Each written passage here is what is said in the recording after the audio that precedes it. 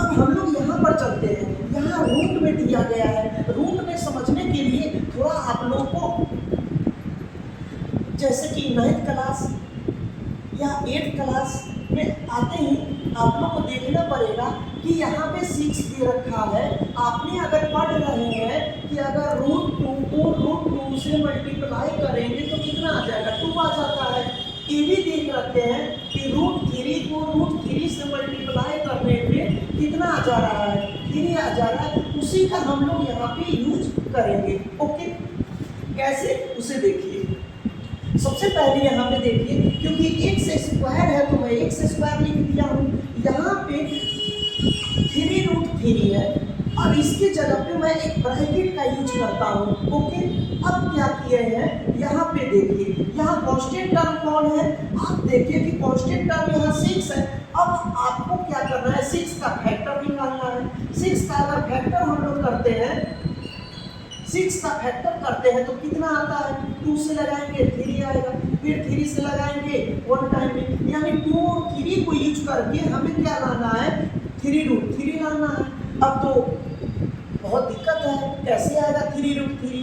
तो हमें क्या करना है कि आप देखिए, सबसे पहले कि मैं आपको बताया हूँ √2 को √2 से मल्टीप्लाई कर लेंगे तो 2 आ जाएगा, फिर √3 को √3 से मल्टीप्लाई करेंगे तो 3 आ जाएगा। और हमें क्या करना है, एक √3 लाना है, चाहे √3 आगे लिखे या √3 पीछे लिखे, उससे कोई मतलब नहीं है। अगर कांस्टेंट के आगे प्लस है तो हम कांस्टेंट के आगे प्लस लिए, कांस्टेंट के आगे माइनस रहता तो हम यहाँ पे माइनस लेते। ओके, यहाँ प्लस है तो मैं प्लस लिया हूँ।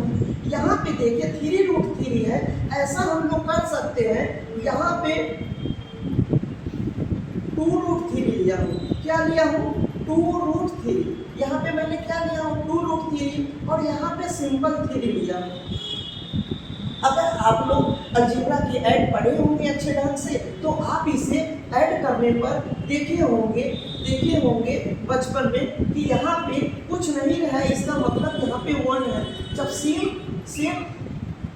जब सेम आर्गुमेंट अगर रूट के अंदर रहता है तो हम इसे करके ऐड करने पर इसे हम लोग 3√3 लिखते हैं। ओके, तो इन दोनों को ऐड करने पर 3√3 आ जाएगा। ओके, चलते हैं अब नेक्स्ट स्टेप में आगे। यहाँ पे क्या है कि यहाँ पे देखिए आप लोग x² लिखे हैं। अब क्या है, ब्रैकेट को ओपन करना है तो हम लोग लिखते 2√3 और x को मल्टीप्लाई करते हैं, फिर यहाँ पे √3 और x है तो √3x को मल्टीप्लाई करते हैं।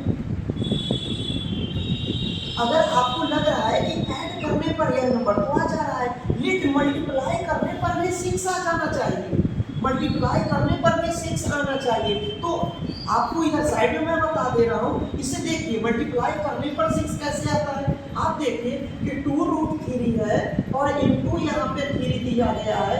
आप बताइए 2 का 2 आ जाएगा और यहाँ पे √3 इंटू √3। अभी मैंने जस्ट आपको बताया √3 सिंपल 3 है तो यहाँ पे 2 का 2 आ जाएगा और इन दोनों के लिए 3 आ जाएगा तो यहाँ पे 6 आ जाएगा।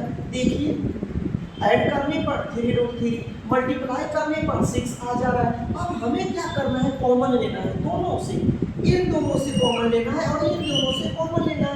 कॉमन कैसे ले, यहाँ पे देखिए, यहाँ x² है, यहाँ सिंपल x है, तो मैं क्या कर रहा हूँ, कॉमन ले रहा हूँ। क्या कॉमन लेता हूँ, तो x कॉमन लेता हूँ। अगर यहाँ से x कॉमन लेंगे तो x बचेगा और यहाँ पे 2√3 आ जाएगा।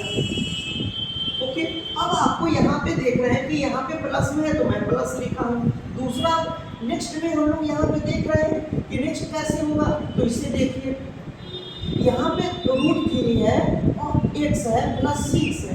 ऐसा हम लोग करते हैं क्योंकि हमें यहाँ पे इक्वल लाना है। आपको मैं बताया हूँ कि जो कॉमन होता है वो हमारा 100% इक्वल होना चाहिए। तो मैं क्या कर रहा हूँ, इसी चीज को मैं यहाँ बैठा देता हूँ, इसी जो यहाँ पे मैं लिखा हूँ इसी को यहाँ पे लिख देता हूँ।